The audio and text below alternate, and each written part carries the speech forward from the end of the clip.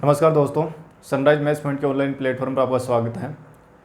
दोस्तों, अपन पढ़ रहे थे समुच्चय और समुच्चय के अंदर अपनी 11th क्लास की एक्सरसाइज फर्स्ट थी, उसी को हमने शुरू कर रखा था और वो लगभग कंप्लीट होने को आ गई थी। आज हम उसी को कंप्लीट कर रहे हैं। पहले उसमें एक्सरसाइज 1.6 तक हैं वो कंप्लीट कर ली थी। आज विविध एक्सरसाइज जो उसकी यानी जो मिसलेनियस एक्सरसाइज है उसमें से कुछ क्वेश्चन हैं जो ठीक है एग्जाम अपने को कुछ उन क्वेश्चंस को कर लेना चाहिए ताकि कोई कंपटीशन लिहाज से उसमें से कोई काम आ जाए।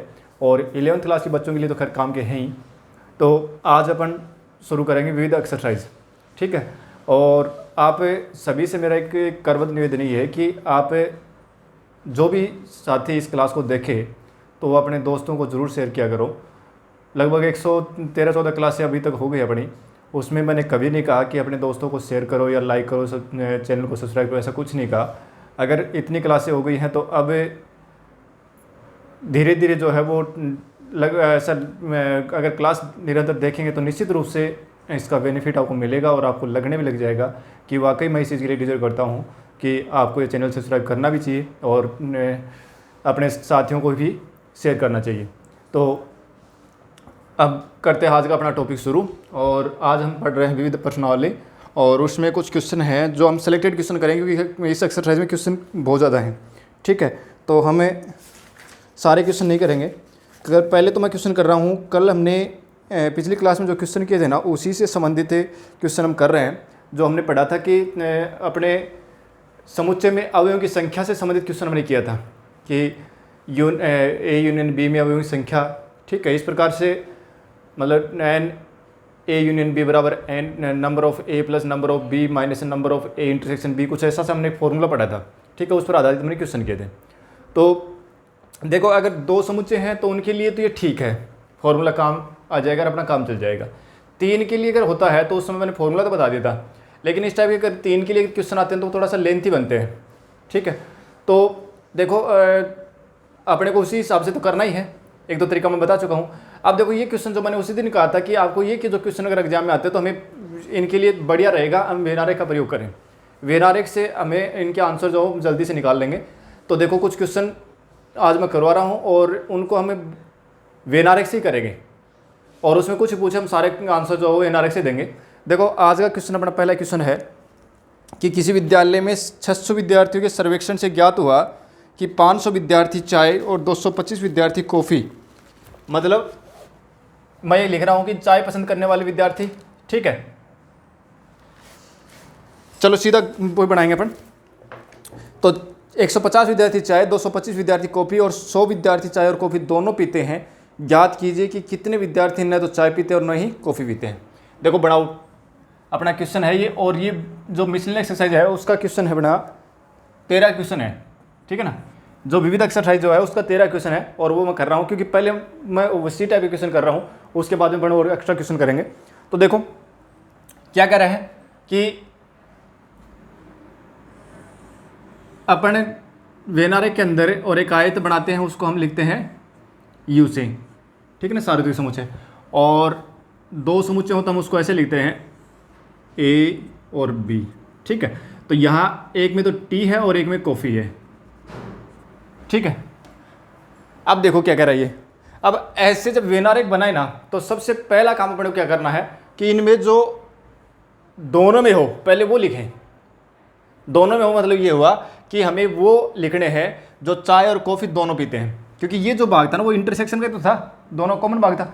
तो इसका मतलब ये हुआ इस भाग में हम पहले वो लिखेंगे जो दोनों में हो, यानी दोनों चाय और कॉफ़ी दोनों पसंद करते हो। तो कितने विद्यार्थी हैं ऐसे कि 100 विद्यार्थी चाय और कॉफ़ी दोनों पीते हैं। ये लो सब 100 विद्यार्थी हो गए, चाय और कॉफ़ी दोनों पी रहे हैं, ठीक है। उसके बाद में आ जाओ 150 विद्यार्थी चाय पसंद करते हैं, 150 विद्यार्थी चाय पसंद करते हैं। अब 150 विद्यार्थी चाय पसंद 150 कर रहे हैं ना, उसमें से 50 तो ये यहाँ आ गए, सॉरी 100 तो ये आ गए, और अब कितने बच गए, 50 और बच गए, हो गए 150। चाय पसंद करने वाले 150 हो गए, 50 तो ये रहे और 100 ये रहे, ठीक है। इसी प्रकार से कॉफ़ी पसंद करने वाले कितने हुए, 250, तो 100 तो ये आ गए यहाँ और 125 बच गए ये, ठीक है। अब देखो, इसमें अगर आपसे ये पूछे कि भाई कम से कम एक को पसंद करने वाला, यानी कम से कम एक पे पसंद करने वाला, इसका मतलब हमें टी यूनियन सी पूछ रहा है, यानी कि अगर आपसे ये पूछे कि कम से कम एक पे पसंद करने वाले विद्यार्थियों की संख्या, अगर आपसे ये पूछे कि कम से कम एक पे पसंद करने वाले विद्यार्थियों की संख्या, इसका मतलब हमें पूछ रहा है कि number of T union C पूछ रहा है। तो क्या हो जाएगा, सीधा हमें वो फॉर्मूला लगाने के बजाय सीधा हम यहाँ से करेंगे कि 50 तो ये हो गए, 100 ये हो गए, 125 ये हो गए, तो 50 150 और 125 कितने हो गए, 275। यानी 275 विद्यार्थी ऐसे हैं जो चाय और कॉफ़ी पसंद करते हैं, ठीक है ना। इनमें से कम एक तो पसंद करते ही हैं, ठीक है ना, औसतन दोनों पसंद करते हैं। अगर आपसे ये पूछे कि वे विद्यार्थी कितने हैं, वे विद्यार्थी कितने हैं जो केवल चाय पसंद करते हैं, केवल चाय पसंद करते हैं, केवल चाय पसंद करते हैं। अब कितने हुए, वे नारे को देखना, आंसर दे रहा है, ठीक है ना। कितने विद्यार्थी हुए जो केवल चाय पसंद करते हैं, तो चाय पसंद करने वाले कितने हुए, केवल चाय पसंद करने वाले। तो केवल चाय पसंद करने वाले, इसका मतलब ये हुआ कि हमें क्या पूछ रहा है ये कि टी माइनस सी, मतलब केवल चाय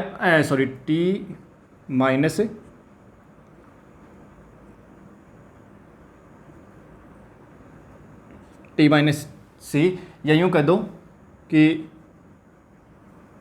टी माइनस सी, टी इंटरसेक्शन सी, ठीक है ना, टी इंटरसेक्शन सी। मतलब केवल चाय पीने वाले, तो केवल चाय पीने वाले कितने होंगे, जो चाय और कॉफ़ी दोनों पी रहे ना, उनको इसमें से माइनस कर दो, तो क्या हो जाएगा,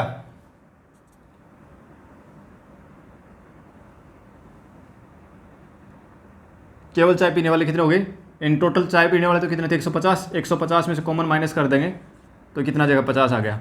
और नहीं तो इसमें से देखो केवल चाय पीने वाले, केवल चाय पीने वाले की तो हैं, चाय इतनी तो पीते ना, तो देखो और सीधा आंसर लिखो बस, ठीक है। अगर आपसे पूछे कि केवल कॉफ़ी पीने वाले, तो केवल कॉफ़ी पीने वाले कितने हो गए, ये हो गए 125, ठीक है। अगर अब अपना जो पर्सन है ना उसमें क्या पूछ रखा है, ये तो मैंने एक्स्ट्रा बात बताई है, अपना जो क्वेश्चन है उसमें क्या पूछा है, उसमें हमें ये पूछा है कि कितने विद्यार्थी हैं,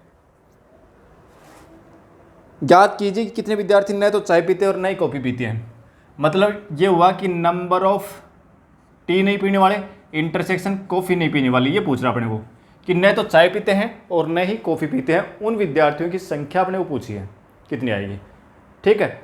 अब देखो अगर इस पर्सन को उस तरीके से करके लेके आए तब तो क्या करना अपने को कि हम क्या करेंगे, इसको लिखेंगे number of T union C का डेस, और फिर क्या करेंगे यू में से इसको माइनस करेंगे number of T union C, इस प्रकार से करके लेके आएंगे। ऐसा क्वेश्चन हमने किया था पीछे, एक एग्जाम्पल किया था इस टाइप का, ठीक है ना। अब इसका अगर हमें सीधा आंसर लिखना है वेन आरेख से, तो हम क्या लिखेंगे कि उन विद्यार्थियों की संख्या जो न तो चाय पीते हैं और न ही कॉफ़ी पीते हैं। अब देखो केवल ये जो भाग है ना, ये जो भाग है इसी में विद्यार्थी हैं वो चाय और कॉफ़ी पी रहे हैं। इसके अलावा जो बचा नहीं भाग, इसके अलावा जो ये भाग बचा अपना, इसके जो ये जो विद्यार्थी है तो न तो चाय पीते हैं और नहीं कॉफ़ी पीते हैं, वही तो है। तो टोटल तो कितने थे, टोटल जो थे यानी जो विद्यार्थियों का समूह था वो कितने का था, 600 था ना। तो टोटल विद्यार्थी तो कितने थे, 600 थे, ठीक है। टोटल विद्यार्थी 600 हैं, 600 में से और कितने विद्यार्थी हैं जो चाय कॉफ़ी या कोई एक पसंद करते हैं, वो कितने थे, 50 तो ये रहे, 100 ये रहे, 125 ये रहे, कितना हुआ 275। यानी 600 में से 275 अगर माइनस कर दोगे तो अपने पास कितने बच जाएंगे, 325। 325 विद्यार्थी ऐसे हैं जो न तो चाय पीते हैं और न ही कॉफ़ी पीते हैं, ठीक है। तो ऐसे पर्सन जो है ना वेन आरेख से ईजी होंगे, तो अपने को पहले वेन आरेख तैयार कर लेना है। अब 2 हो तो हमें इस प्रकार से वेन आरेख तैयार करना है कि कुछ एलिमेंट कॉमन हो इसमें, ठीक है, हालांकि दिया हुआ मिलेगा उसमें। और फिर अपने को सबसे पहले शुरुआत कहाँ से करनी है, जो दोनों में हो वो अवयव पहले लिखने हैं, जो अवयव संख्या दोनों में हो वो पहले लिखनी है, ठीक है। और फिर उसी के हिसाब से हम सेट करते जाएंगे। अब देखो मैं 3 के लिए करवा रहा हूँ, 3 के लिए क्वेश्चन कर रहा हूँ मैं, और ये 2 क्वेश्चन है, 3 के लिए मैं दोनों ही करवा रहा हूँ, क्योंकि ये क्वेश्चन जो है ना 3 वाला, ये रीजनिंग के हिसाब से भी पर्सन जो है बड़े कंपटीशन के लिहाज से पूछा जाता है। एक कौन से एग्जाम थे उसमें, एक रीजनिंग के अंदर क्वेश्चन आया था और उसमें एक ही क्वेश्चन में शायद 5 या 4 पार्ट दे रखे थे, तो एक क्वेश्चन अगर हम कर लेते हैं तो उसमें 4-5 क्वेश्चन जो अपने सोल्व हो जाते हैं। एक एग्जाम में देखा था मैंने, कौन से पेपर में देखा था, क्वेश्चन था इसका ऐसा ही। देखो ये क्वेश्चन अपना 15 का, और इसमें क्या कह रहा है देखो कि 60 लोगों के सर्वेक्षण में पाया गया है कि 25 लोग समाचार पत्र एच, 26 लोग समाचार पत्र टी और 26 लोग समाचार पत्र आई, 9 लोग एच और आई, 11 लोग एच और टी दोनों और 8 लोग टी और आई दोनों, 3 लोग तीनों ही समाचार पत्र पढ़ते हैं, तो निम्नलिखित को ज्ञात कीजिए। देखो क्या कह रहा है प्रश्न में, देखो 25 लोग तो पढ़ रहे हैं, यानी 25 लोग जो है ना वो तो पढ़ रहे हैं नंबर ऑफ एच, यानी एच समाचार पत्र को पढ़ने वाले जो आदमी वो कितने हैं 25। ठीक है, मैं एक बार जो दे रखा वो लिख देता हूँ। ठीक है, बाकी जरूरत नहीं है इसकी, हम सीधा डायग्राम बनाएंगे उत्तर देंगे बस। और 26 जो है वो है टी पढ़ने वाले, यानी नंबर ऑफ टी समाचार पत्र पढ़ने वाले हैं 26, और नंबर ऑफ आई पढ़ने वाले कितने हैं, वो भी 26 हैं। नंबर ऑफ एच और टी, यानी एच इंटरसेक्शन टी, ये कितने हैं, जो एच और टी दोनों पढ़ते हैं, एच और टी तो पढ़ते हैं 11, और नंबर ऑफ एच और आई जो पढ़ते हैं वो पढ़ते हैं 9 एच और आई, 11 लोग एच और टी और 8 लोग टी और आई, 8 लोग पढ़ रहे हैं टी और आई, ये हो गए 8 लोग। ठीक है, 3 लोग जो तीनों पढ़ रहे हैं, मतलब एच इंटरसेक्शन टी इंटरसेक्शन आई, ये 3 लोग हैं। ठीक है, ये तीनों पढ़ रहे हैं। अब अपने को क्या पूछ रहा है कि कम से कम एक समाचार पत्र पढ़ने वाले की संख्या, मतलब एक तो पूछ रहा है कम से कम एक का मतलब ये हुआ कि यूनियन पूछ रहा है अपने को, एक तो हमें ये पूछ रहा है कितना आएगा। दूसरा में क्या पूछ रहा है कि ठीक ठीक केवल एक समाचार पत्र पढ़ने वालों की संख्या, ठीक ठीक एक समाचार पत्र, यानी खाली एक समाचार पत्र पढ़ रहे हैं, या तो वो एस पढ़ रहे हैं या टी पढ़ रहे हैं या आई पढ़ रहे हैं। ठीक है, उनकी संख्या पूछ रहा है। बाकी जो भी पूछे कोई दिक्कत नहीं, अपने को कोई भी आंसर पूछे हम निकाल देंगे। देखो सबसे पहले अपन बनाएंगे इसका वेन आरेख। कितने लोग हैं, 60 लोग हैं, 60 लोगों के ऊपर सर्वेक्षण किया गया है, ये 60 लोग हो गए। ठीक है ना, सार्वत्रिक समुच्चय हो गया, और ये हो गया अपना एक समुच्चय ये हो गया, दूसरा हमने ये लिख दिया, और तीसरा समुच्चय हमने लिख दिया ये। ठीक है, अब देखो सबसे पहले मैंने क्या कहा था कि चलो इसको तो कर देते हैं अपन एच, इसको कर देते हैं टी और इसको कर देते हैं आई। अब सबसे पहले क्या बताया था कि जो तीनों में हो, 2 हो तो 2 में है पहले वो लिखो, और तीनों में है तो पहले तीनों में है जो दे रखे हैं वो लिखो। तीनों में कौन कौन है देखो, मतलब Hindi sorry T H T और आई तीनों एक बार पढ़ने वालों की संख्या कितनी है, 3 है ना, तो पहले 3 लिखो। तो ये जो भाग है ना, ये तीनों का भाग ही तो है, तीनों कॉमन ही तो है, ये एच में भी आ रहा है, ये टी में भी आ रहा है, ये आई में भी आ रहा है।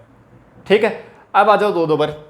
2-2 पर देखो एच और टी के कितने हैं, 11 है। एच और टी का भाग तो ये है, ये तो एच का भाग होगा, ये टी का भाग है, नहीं ये जो भाग है ना, ये भाग है एच और टी का, और इसमें कितने हैं, 11 है ना, तो 3 तो पहले आ गए, तो कितने बचेंगे, 8 बच गए।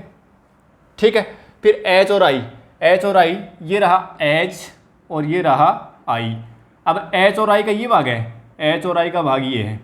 ठीक है ना, और इसमें कितने 9, तो 3 तो पहले से आए हुए हैं, तो 6 और आ जाएंगे, हो गए।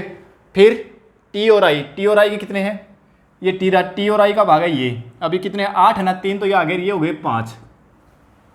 ठीक है, अब आ जाओ, अब लिखने अपने को ये शेष बचे। अब देखो एच में टोटल कितने 25 है ना, तो एच तो ये था, इसमें 25 है, 8 तो ये हो गए, 3 ही हो गए, 8 3 11 और 6 ही हो गए 17, तो कितने बचेंगे फिर 8 और बच गए, क्या 8 बच गए।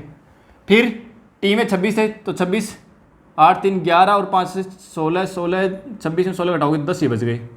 ठीक है, आई में भी 26 है, तो 6 3 9 और 5 14, 26 में से 14 घटाओगे तो 12 बच गए, 12 ही हो गए 26 आई के हो गए, 26 टी के हो गए, 26 एच के हो गए। अब आपको जो कुछ पूछे ना वो निकाल लो। सबसे पहला अपने को पूछ रहा है कि कम से कम एक समाचार पत्र पढ़ने वालों की संख्या, तो कम से कम एक पढ़ने वाले, मतलब ये इतने जो एरिया ना, इसमें जो भी आएगा वो कम से कम एक पत्र तो पढ़ेगा ही, कोई 2 पढ़ रहा है कोई 3। ठीक है ना, इसका मतलब इन सभी का योग करना अपने को, ये जो जितनी भी संख्या दे रखी है ना इन सभी का योग कर दो, तो कितना हो जाएगा 8 8 16 है, 16 और 3 8 8 16 3 19 और 6 25, 25 और 5 30, 30 और 10, 30 और 10 40 और 12 52। तो 52 विद्यार्थी ऐसे हैं जो कम से कम एक समाचार पत्र पढ़ रहे हैं। अगर आपसे पूछ लेता कि कोई भी समाचार पत्र पढ़ने वाला न हो, कि ऐसे कितने विद्यार्थी हैं जो कोई भी समाचार पत्र नहीं पढ़ते, कोई भी समाचार पत्र नहीं पढ़ते, इसका मतलब टोटल 60 है। 60 में से 52 तो ऐसे हैं जो कोई इनको समाचार पत्र पढ़ रहे हैं। तो 60 में से अगर 52 माइनस कर दोगे तो 8 बच जाएंगे। ठीक है। अगर आपसे ये पूछ ले कि केवल एच पढ़ने वाले, तो केवल एच पढ़ने वाले कितने हुए? इसमें से देखो 8 ही तो हैं केवल एच पढ़ने वाले। केवल टी पढ़ने वाले 10, केवल आई पढ़ने वाले 12। अगर आपसे पूछ रहा है कि केवल एक समाचार पत्र पढ़ने वाले, देखो क्वेश्चन में एक अपना ये भी है कि ठीक केवल एक समाचार पत्र पढ़ने वाला, तो एक तो होगा ये। दूसरा अपना ये है कि ठीक केवल एक समाचार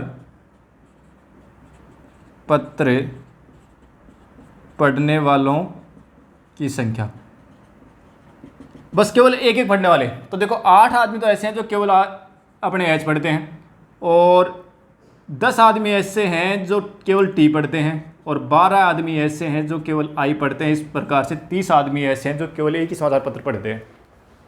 ठीक है, आगे बात सुने। अब अगर आपसे पूछ ले कि ऐसे कितने विद्यार्थी हैं जो एच और टी तो पढ़ते हैं, एच और टी तो पढ़ते हैं लेकिन आई नहीं पढ़ते, एच और टी तो पढ़ते हैं लेकिन आई नहीं पढ़ते। देखो एच और टी वाले कितने हो गए? एच और टी के कितने हो गए? एच और टी के ये आदमी हो गए, ये तो एच का हो गया, ये टी का हो गए। एच और टी के कितने हो गए? 11 हो गए टोटल। इसमें से 3 आदमी ऐसे जो आई पढ़ रहे हैं। तो क्वेश्चन में अपने ये पूछा कि केवल एच और टी, यानी कि ऐसे कितने आदमी हैं जो एच और टी पढ़ते हैं लेकिन आई नहीं पढ़ते। तो आई नहीं पढ़ते मतलब ये 3 माइनस कर देना, तो एच और टी केवल कितने पढ़ रहे हैं? 8 पढ़ रहे हैं, यानी केवल एच और टी पढ़ने वाले तो 8 हो गए।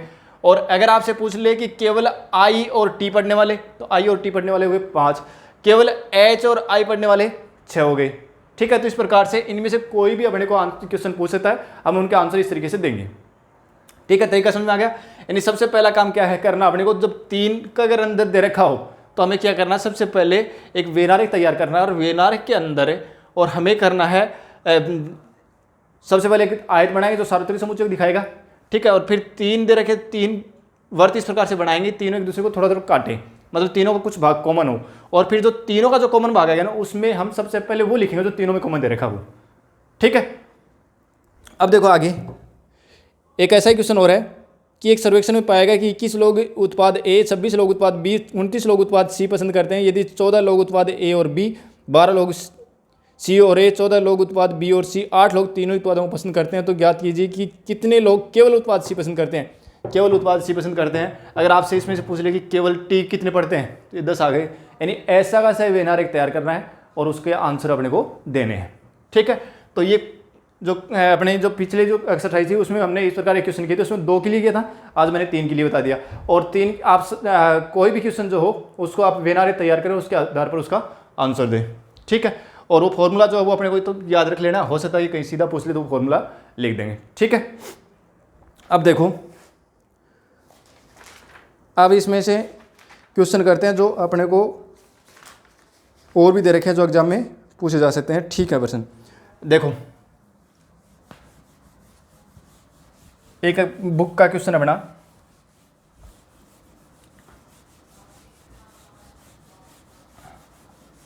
देखो क्वेश्चन है अपना बुक का एक, ये कह रहा है कि मान लीजिए कि ए बी सी 3 समुच्चय ऐसे हैं जिनके लिए, क्वेश्चन है ये अपना शायद दूसरा क्वेश्चन है बुक का, और तीसरा क्वेश्चन है बुक का। ठीक है, 2 तो हो जाएंगे आराम से।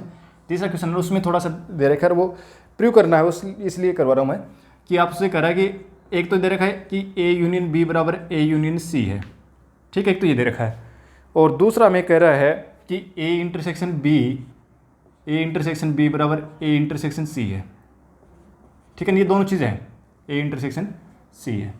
तो उस स्थिति में कह रहा है कि अगर ये दोनों हों तो कह रहा है कि ए बराबर बी होगा। ये बात आपको प्रूव करनी है कि ए बराबर बी होगा, सॉरी बी बराबर सी, ए बराबर बी नहीं, बी बराबर सी, बी बराबर सी, क्योंकि दोनों में देखो ये ए तो दोनों में इस साइड भी ए का बी के साथ यूनियन, ए का सी के साथ यूनियन, और ए का बी के साथ इंटरसेक्शन, ए का सी के साथ इंटरसेक्शन, मतलब बी और सी के ऊपर बात हो रही है ना, तो बी और सी बराबर होंगे, ये बात अपने को प्रूव करनी है।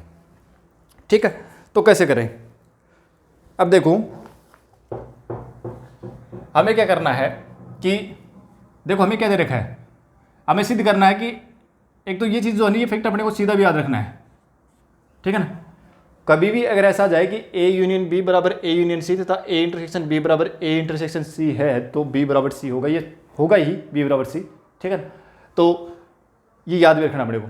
ठीक है, अब कैसे सिद्ध करेंगे? देखो हमारे पास क्या दे रखा है कि ए यूनियन बी बराबर ए यूनियन सी, ये दिया हुआ है। ठीक है, हम एक काम करते हैं कि ए यूनियन बी और इसका बी के साथ ही इंटरसेक्शन निकालते हैं, और ए यूनियन सी इसका भी हमें बी के साथ ही इंटरसेक्शन निकालते हैं। ठीक है, अब देखो पहले इस टर्म को ध्यान से पढ़ो। क्या है? ए यूनियन बी में कौन से अवयव आएंगे? ए यूनियन बी में ए और बी के सारे अवयव आएंगे। ए यूनियन बी में ए और बी के सभी एलिमेंट आएंगे, तो इसमें तो ज़्यादा हो गए, और फिर इसका बी के साथ इंटरसेक्शन निकालना है, मतलब इसमें से और इस बी में से कॉमन अगर निकालेंगे तो इसमें तो ए और बी के सारे एलिमेंट हैं, और इसमें केवल बी के हैं। अगर कॉमन निकालेंगे दोनों में तो बी के कॉमन आ जाएंगे। इसका मतलब A union B intersection B अगर आए तो वो क्या हो जाएगा? बी हो जाएगा। इसको ध्यान रखना, हम कई बार काम में लेंगे। A union B intersection B, मतलब ए और बी के सभी, और उसमें से बी के साथ में अगर कॉमन निकालेंगे, इंटरसेक्शन निकालेंगे, तो क्या आ जाएगा? बी आ जाएगा। ठीक है, अच्छा, तो बी बराबर आ गया अपने पास A union C intersection B, ये आ गया। ठीक है, अच्छा, अब देखो यहाँ पर बंटन नियम लगाया अपन। बंटन नियम क्या था कि A intersection B union C हो, तो हम उसको ये लिख सकते हैं कि A intersection B union A intersection C. ठीक है, एक तो ये था। ए यूनियन बी इंटरसेक्शन सी अगर हो तो हम उसको लिख सकते हैं ए यूनियन बी और इंटरसेक्शन ए यूनियन सी, ऐसे लिख सकते हैं। ठीक है, ये बंटन नियम है, और ये अपने को ध्यान में रखना है। ठीक है ना, डिस्ट्रीब्यूटिव लॉ है बंटन नियम। A intersection B union C, मतलब इंटरसेक्शन यूनियन के ऊपर बंटित हो रहा है ये। ठीक है ना, और यहाँ यूनियन इंटरसेक्शन के ऊपर बंटित हो रहा है। ठीक है, तो देखो कुछ ऐसा ही गया, B intersection A union C, ऐसा ही है। ठीक है ना, तो हम इसको क्या लिख देंगे? एक तो लिख देंगे A intersection B union C intersection B कर दो, और चाहे A intersection B union B intersection C कर दो, कोई फर्क नहीं पड़ेगा। ठीक है, अच्छा, अब देखो ए इंटरसेक्शन बी किसके बराबर है? ये दिया हुआ अपने को कि भाई ए इंटरसेक्शन बी जो है वो किसके बराबर है? ए इंटरसेक्शन सी के बराबर है, ये दिया हुआ ना, तो इसमें रखो, तो बी बराबर क्या हो जाएगा? ए इंटरसेक्शन बी की जगह पर मैं ए इंटरसेक्शन सी रख रहा हूँ, ए इंटरसेक्शन सी मैंने रख दिया, यूनियन बी इंटरसेक्शन सी। ठीक है, अब देखो अगर कहीं ऐसा हो A intersection B union B intersection C, A intersection C और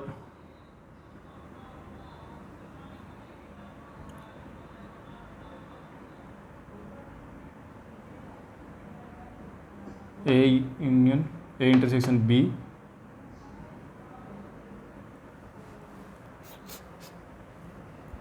हाँ सही है। देखो अब अगर देखो A intersection C union B intersection C, कहीं ऐसा है क्या? जैसे मान लो कि इसको मैं यूँ लिख दूँ कि बी यूनियन सी और इंटरसेक्शन ए करें, इंटरसेक्शन ए करें, तो क्या आएगा? देखो भाई है तो यही बंटन नियम तो है, तो क्या आएगा? ए इंटरसेक्शन बी मतलब इसका बी के साथ में इंटरसेक्शन, और फिर यूनियन है तो यूनियन, और फिर ए का सी के साथ इंटरसेक्शन। अब देखो ऐसा ही कुछ यहाँ है कि ए इंटरसेक्शन सी और बी इंटरसेक्शन सी, यानी सी के साथ इंटरसेक्शन है दोनों में। तो अगर मैं इसको यूँ लिख दूँ कि ए यूनियन बी लगा करके और फिर इंटरसेक्शन सी कर दूँ, तो क्या दिक्कत है? ये भी बंटन नियम का उल्टा हो गया भाई, यहाँ तो बंटित हो रहा था। ठीक है ना, अब ये तो बंटित हो रहा था यहाँ। ठीक है ना, इसमें क्या हुआ कि इसको उल्टा इस साइड को ऐसे लिख दिया। ठीक है, तो देखो अगर हम इसको खोलेंगे ना, तो A intersection C union B intersection C, ये आएगा बंटन नियम से। ठीक है, अब देखो A union B, A union B किसके बराबर है? ए यूनियन बी तो किसके बराबर है? ए यूनियन सी के बराबर है ना। ए यूनियन बी बराबर क्या है? सिंस ए यूनियन बी बराबर दे रखा है ए यूनियन सी, ये तो दे रखा है, ठीक है ना। ए यूनियन सी तो रख दो, ए यूनियन सी इंटरसेक्शन सी। अब इनमें देखो ए यूनियन सी तो ए और सी के सभी आएंगे, और साथ में इसमें तो ए और सी के सभी एलिमेंट, और इसमें सी कॉमन कौन सा होगा भाई? इसमें तो सी के ए और सी के सभी आ रहे हैं और इसमें केवल सी के हैं, तो कॉमन कौन से आएंगे? इसमें ए प्लस सी और इसमें केवल सी, तो सी कॉमन आ जाएगा, तो सी कॉमन आ गया। बस ये तो बात प्रूव करनी थी अपने को, ठीक है। तो ये बात है केवल 11वीं क्लास के लिहाज से तो अपने को ये इस तरीके से प्रूव करके दिखाना है। अगर क्वेश्चन जैसे मान लो बुक में अपने एग्जाम में पूछे तो इस तरीके से करना है, और बाकी अपने अगर कंपटीशन के लिहाज से पूछे तो हमें इसको ऐसे याद रखना है कि अच्छा एक अगर आ जाए कि भाई ए यूनियन बी बराबर ए यूनियन सी है, तो उस समय ए बराबर सी कह देंगे, ये गलत है, नहीं कह सकते, ठीक है ना। हो भी सकता और नहीं भी। अगर ए इंटरसेक्शन बी बराबर ए इंटरसेक्शन सी हो तो कहेगी बी बराबर सी होगा, तो भी गलत है, अधूरी बात है। मतलब चाहे तो ए यूनियन बी बराबर ए यूनियन सी हो, चाहे ए इंटरसेक्शन बी बराबर ए इंटरसेक्शन सी हो, इन दोनों में से अगर एक दे रखा है और आपसे कहे कि बी बराबर सी है, तो वो बात अधूरी है, वो बात सत्य हो या आवश्यक नहीं है। सत्य केवल तभी होगी जब ए यूनियन बी और ए यूनियन सी बराबर हो और ए इंटरसेक्शन बी और ए इंटरसेक्शन सी बराबर हो, तो उस स्थिति में बी बराबर सी होगा, ठीक है। तो एक तो ये याद रखना अपने को।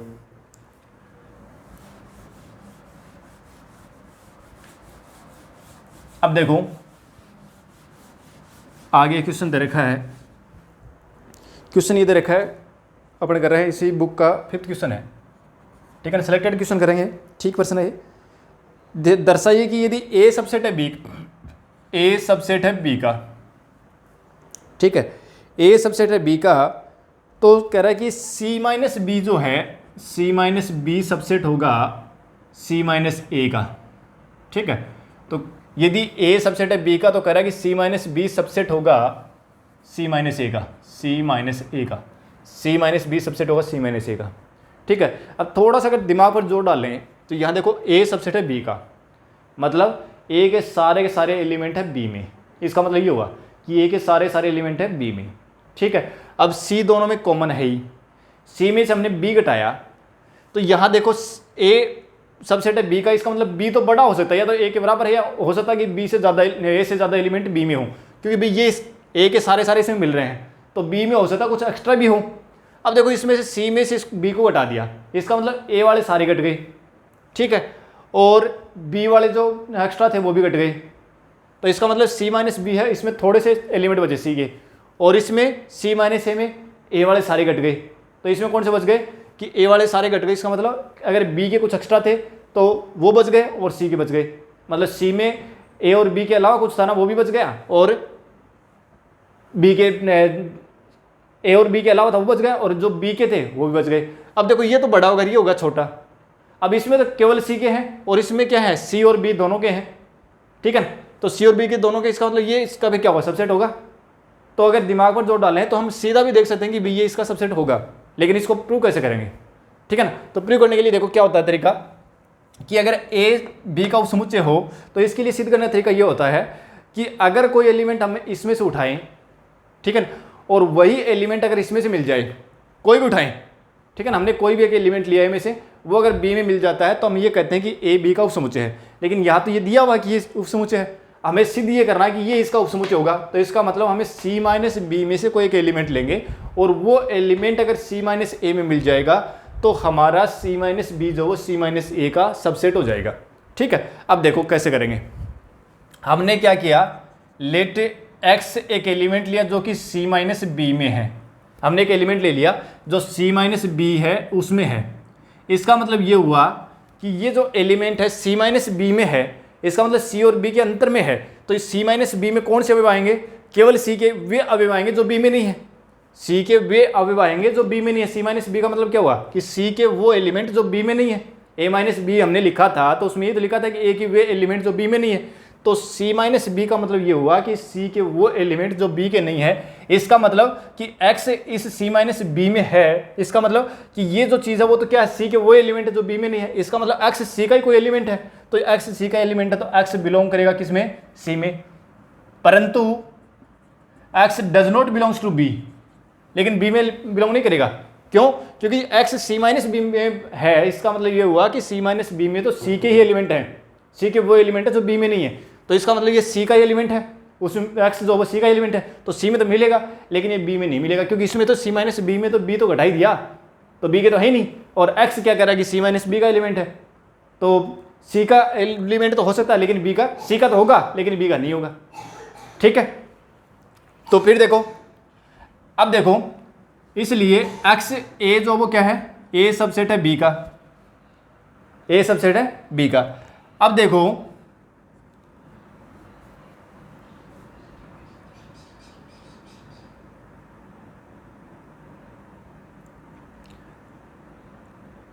इसका मतलब क्या हो, ए सबसेट है बी का।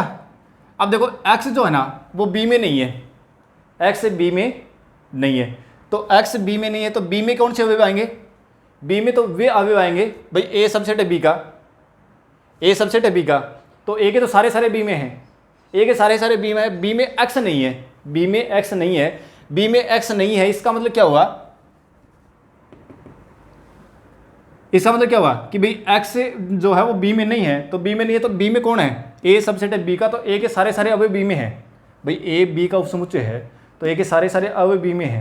ठीक है, अब बी में सारे सारे अवयव, एक्स कह रहा है कि बी में है नहीं, तो एक्स बी में नहीं है तो मतलब ए के तो सारे सारे बी में थे, तो एक्स क्या हुआ, ए में नहीं हो सकता फिर, भाई एक्स जो है वो कह रहा है कि आपका बी एक्स जो बी में नहीं है, बी में नहीं है, ठीक है, और ए है वो बी, ए के सारे सारे अवयव बी में है, तो एक्स बी में है नहीं, इसका मतलब एक्स ए में भी नहीं होगा, क्योंकि ए के तो सारे सारे बी में होने है ना, तो अगर बी में होता कोई एक्स तो हो सकता कि वो ए में भी हो, क्योंकि ए के तो सारे सारे बी में थे, लेकिन ये तो कह रहा है कि बी में है ही नहीं, बी में नहीं, इसका मतलब क्या हुआ, क्योंकि ए सबसेट बी है इसलिए एक्स जो वो बिलोंग नहीं करेगा किसमें, एक्स बिलोंग नहीं करेगा सी में, सॉरी ए में, एक्स बिलोंग नहीं करेगा ए में, क्योंकि एक्स जो है, देखो दोबारा समझें इसको, कि एक्स सी माइनस बी में बिलोंग किया, हमने ये मान लिया कि भाई एक्स जो वो सी माइनस बी का कोई एलिमेंट है, एक्स सी माइनस बी का एलिमेंट है, इसका मतलब ये एलिमेंट एक्स केवल सी का है, क्योंकि सी में माइनस बी में तो केवल सी के एलिमेंट आएंगे।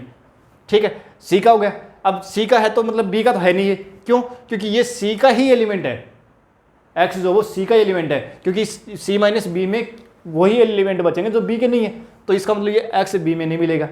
अब एक्स बी में नहीं मिलेगा, अब देखो अपने क्या कर रहा है कि ए जो है बी का उपसमुच्चय है, ए के सारे सारे अवयव बी में है, और कह रहा है कि एक्स बी में है नहीं, एक्स बी में नहीं है, इसका मतलब एक्स ए में भी नहीं होगा, क्योंकि ए के सारे सारे एलिमेंट तो बी में हैं, तो ए के तो सभी बी में है, तो अगर ए का एक्स होता तो वो बी में मिलता, अब बी में मिल नहीं रहा है, इसका मतलब एक्स जो वो ए में भी नहीं है, एक्स ए में नहीं है, इसका मतलब क्या हुआ,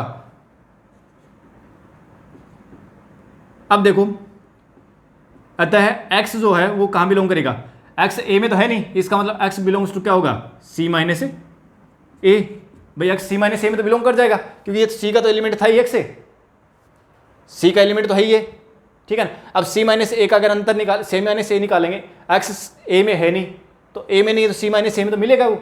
ठीक है, इसका मतलब क्या हुआ कि एक्स सी माइनस ए में बिलोंग कर रहा है। अब एक्स सी माइनस ए में बिलोंग कर रहा है, हमने क्या देखा था कि एक्स सी माइनस बी का एक एलिमेंट लेके चले थे, वो सी माइनस ए में बिलोंग कर गया, इसका मतलब क्या हुआ, अर्थात सी माइनस बी जो वो सबसेट होगा सी माइनस ए का। बस ये तो बात प्रूव करनी थी। ठीक है, तो ये तो हो गई अपनी, अगर उसे 11th क्लास के हिसाब से। अगर आपसे पूछे कि कंपटीशन लिहाज से कोई क्वेश्चन दे स्टेटमेंट दे दिया और हमें कहे कि यदि ए सबसेट है बी का तो सी माइनस बी सबसेट होगा सी माइनस ए का, तो ये होगा सबसेट तो होगा श्योर। ठीक है ना, फिर भी अगर अपन चेक करना चाहें तो हम क्या करेंगे, हम एक काम करेंगे कि हम एक समुच्चय लेते हैं ए जिसका एलिमेंट है 1 और 2, कोई भी ले लो, बी दूसरा एलिमेंट ले लो जिसे 2 1 2 3, क्योंकि देखो कंडीशन ये भी पूरी करनी है कि ए सबसेट होना चाहिए बी का, हो गया। अब देखो सी कोई और ले लो, सी हमने कोई ले लिया जिसके एलिमेंट 2 3 4 5 ये हैं। ठीक है, अब निकालो आप सी माइनस बी निकालो, सी माइनस बी में कौन सा आएगा, सी माइनस बी, सी में से बी घटाओ, तो सी में से बी घटाएंगे, इसका मतलब 2 चला जाएगा 3 चला जाएगा, कौन बच जाएंगे 4 और 5 बच जाएंगे। ठीक है, और एक सी माइनस ए निकालो, सी में से घटाओ, तो सी में से घटाओगे कितने बचेंगे, सी में से ए घटाओगे तो सी, ये सी रहा ये ए रहा, ये घटाओगे तो 2 चला जाएगा, भाई ए घटाओगे ना इसमें से, तो ए के सी के वे एलिमेंट जो ए में नहीं है, ठीक है, वही आएंगे। तो ए वाला हटा दो, इसमें से 2 हटा दो, तो कितना बच जाएगा, 3 4 और 5 ही तो बचेगा। देखो ये इसका सबसेट हुआ नहीं हुआ, तो सी माइनस बी जो वो सबसेट है सी माइनस ए का, ये तो बात सिद्ध करनी थी। तो अगर कोई पर्सन अपने स्टेटमेंट में आते हैं कि भाई ए बी सी 3 समुच्चय है, उनके लिए नंबर 1 दे दिया कि यदि ए बी का सबसेट है तो सी माइनस बी सबसेट होगा सी माइनस ए का, तो उसी के साथ कह दिया कि ए सबसेट है बी का तो सी माइनस ए सबसेट होगा सी माइनस बी का, ठीक है ना, उल्टा बना के दे दिया, सी माइनस ए सबसेट होगा सी माइनस बी का। तो निम्न में से कौन सा कथन सत्य है, ठीक है, कल करेंगे इस टाइप के प्रश्न अपन, ठीक है। तो उस टाइप के प्रश्नों के अंदर आए तो उस प्रकार के प्रश्नों को हमें ये करना है कि कुछ 3 समुच्चय लेने हैं, और 3 समुच्चयों में हम कुछ ऐसे उभयनिष्ठ अवयव लेंगे, एक के 2 उभयनिष्ठ अवयव लेंगे जो तीनों में हों, ठीक है, और फिर ये कंडीशन जो है वो पूरी हो, और उसके बाद में हम इसको देख लेंगे, भाई पहली कंडीशन ये दे रखी है, ये तो पूरी होनी चाहिए, और फिर उसके बाद में हम प्रूव कर लेंगे। तो ऐसे इस प्रकार के प्रश्न हो तो उनको इस तरीके से हम सोल्व करेंगे कंपटीशन के लिहाज से, ठीक है। अब देखो आगे,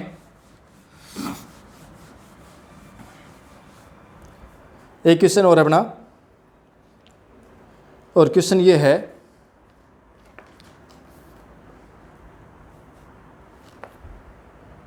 देखो क्वेश्चन ये है, क्वेश्चन नंबर 6, और ये दे रखा है कि मान लीजिए कि पावर सेट ऑफ ए बराबर पावर सेट ऑफ बी, ये दे रखा है, तो सिद्ध करना अपने को, तो सिद्ध करें कि ए बराबर बी होगा।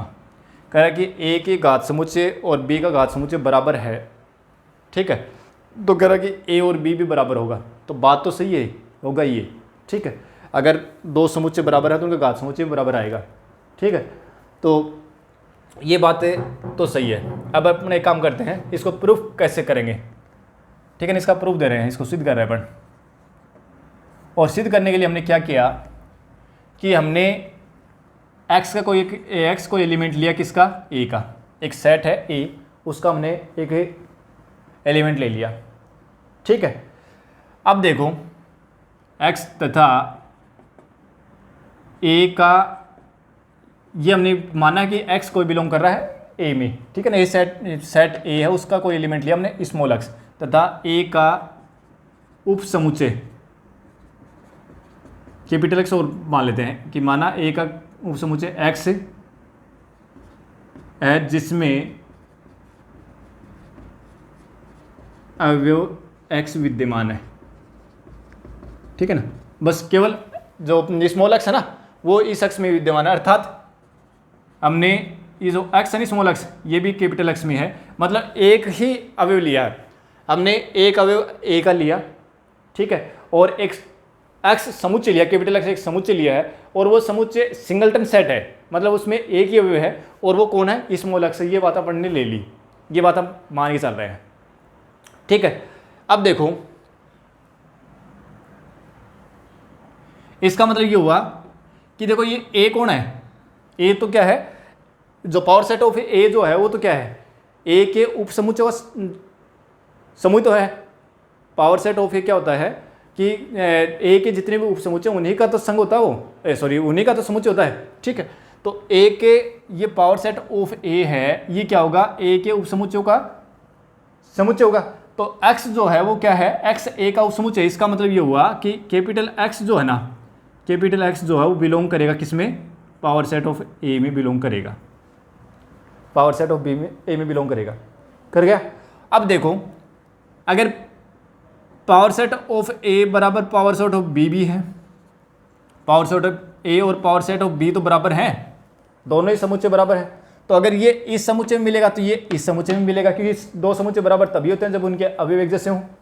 तो x जो है वो क्या करेगा, इसलिए x बिलोंग करेगा पावर सेट ऑफ b में बिलोंग करेगा, ठीक है। अब x अगर पावर सेट ऑफ b में बिलोंग करेगा, इसका मतलब क्या हुआ कि इसका मतलब ये हुआ, अर्थात x जो है वो क्या है, b का कोई उप समुच्चय है। अब b के पावर सेट ऑफ b में क्या आएगा, b power set of b में b के उप समुच्चय का समुच्चय है, और उस b के उप समुच्चय में और a के उप समुच्चय x भी है, और x a के अवयव का बना, अब वो एक अवयव का एक उप समुच्चय बना इस b का, इसका मतलब ये हुआ कि वो अवयव इस b में भी है, ठीक है। अर्थात x जो है ना वो हमारे पास कैपिटल X में बिलोंग कर रहा था ना, x बिलोंग्स टू b है तथा capital X belongs to power set of b है, इसका मतलब ये हुआ कि कैपिटल X जो है वो सबसेट होगा किसका, b का, अर्थात स्मॉल x जो वो किस में बिलोंग करेगा, b में बिलोंग करेगा। अब हमने हम क्या लेके चले थे कि x है वो a में बिलोंग कर रहा है, और यहाँ हमने क्या सिद्ध कर दिया x है वो b में बिलोंग कर रहा है, इसका मतलब a जो है वो सबसेट होगा किसका, b का, a सबसेट हो गया b का। इसी प्रकार से दूसरी साइड से हम लेके चल रहे हैं, हमने क्या देख लिया कि a है वो b का उपसमुच्चय है, अब हम सिद्ध करेंगे b a का भी उपसमुच्चय होगा। तो उसके लिए हम एक काम करते हैं कि हमने क्या किया कि भी माना कैपिटल Y को एक समुच्चय है, ठीक है ना, कैपिटल Y को आपका स्मॉल y हमने कोई एक एलिमेंट लिया किस में से, b में से, तथा कैपिटल Y जो एक समुच्चय सेट किया और वो उसमें केवल y लिया हमने, ठीक है, और कैपिटल Y जो है ना, कैपिटल Y जो वो सबसेट होगा किसका, पावर सेट ऑफ b का, क्योंकि y जो b के अंदर है, ठीक है, और b के अवयवों का समुच्चय जो होगा वही तो पावर सेट ऑफ b में आएगा। तो इसका मतलब कि y जो है उसमें केवल एक समुच्चय है एक y समुच्चय है, उसमें केवल एक अवयव है y, ठीक है, और y b का अवयव तो है ही, इसका मतलब कि b के उप समुच्चय अगर हम लिखेंगे तो उसमें एक समुच्चय ये भी आएगा, ठीक है, और ये आएगा, इसका मतलब वो y उप समुच्चय होगा, और y उप समुच्चय होगा तो b के उप समुच्चय किस में आते हैं, पावर सेट ऑफ b में तो आते हैं, इसका मतलब y जो b का b के घात समुच्चय क्या होगा, उप समुच्चय हो गया, ठीक है। अब देखो उप समुच्चय नहीं बिलोंग करेगा, ये गलत बोल गए, y जो है ना, क्योंकि पावर सेट ऑफ b में क्या आएगा, पावर सेट ऑफ b में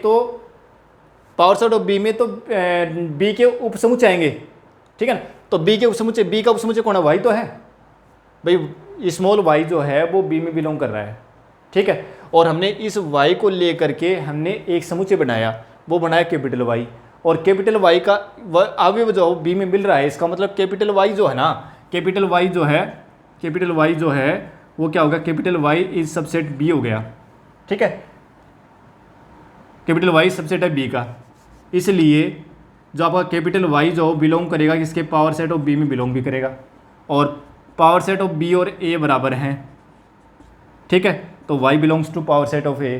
अब y power set of b में बिलोंग कर रहा है, इसका मतलब y जो है वो क्या होगा कि पावर सेट ऑफ a में बिलोंग कर रहा है, इसका मतलब y जो है इससे के अंदर कोई इनको एक समुच्चय है, इसका मतलब कि ये सब सेट होगा किसका, a का, क्योंकि पावर सेट ऑफ a में क्या होगा, a के सभी उप समुच्चय तो हैं, और ये इसमें मिल रहा है भाई, y समुच्चय वो इसके पावर सेट में मिल रहा है, और पावर सेट ऑफ a में क्या होंगे, a के सभी उप समुच्चय आएंगे, इसका मतलब y जो वो इसका उप समुच्चय होगा, और y इसका उप समुच्चय, इसका मतलब कि जो कि हमारे पास हमने क्या लिया था कि स्मॉल y जो वो बिलोंग कर रहा था किसमें, स्मॉल y बिलोंग कर रहा था कैपिटल Y में, तथा y जो वो कैपिटल Y है वो क्या है, सबसेट है a का, तो स्मॉल y जो किस में बिलोंग करेगा, a में बिलोंग करेगा, ठीक है।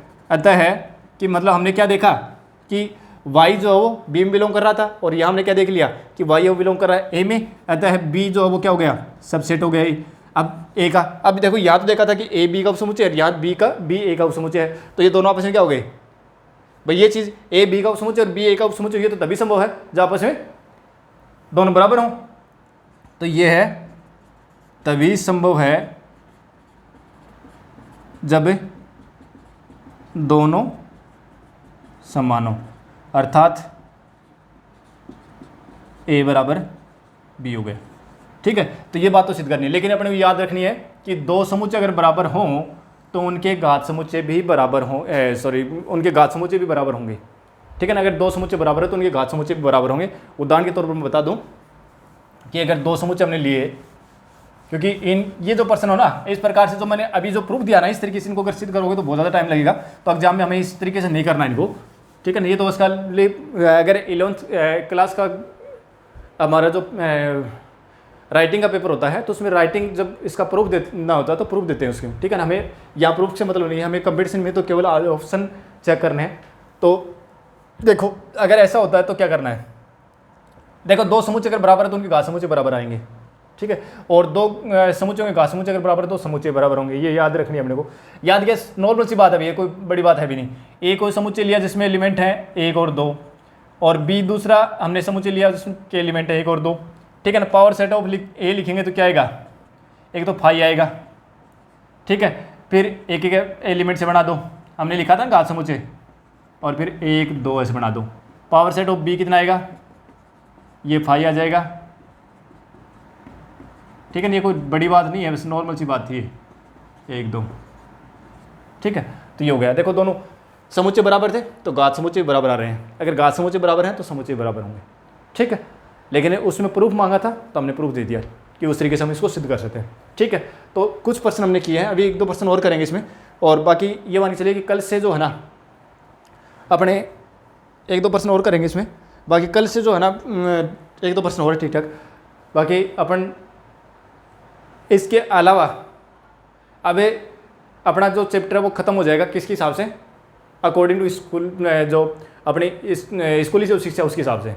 स्कूली शिक्षा के अंदर इन 11th क्लास का टॉपिक जो अपना 1 2 पर्सन और करेंगे कंप्लीट है, ठीक है। और फिर जो हम करेंगे वो करेंगे कंपटीशन के लिहाज से, तो उस समय हमारा केवल और केवल उद्देश्य रहेगा अपने आंसर से जाना।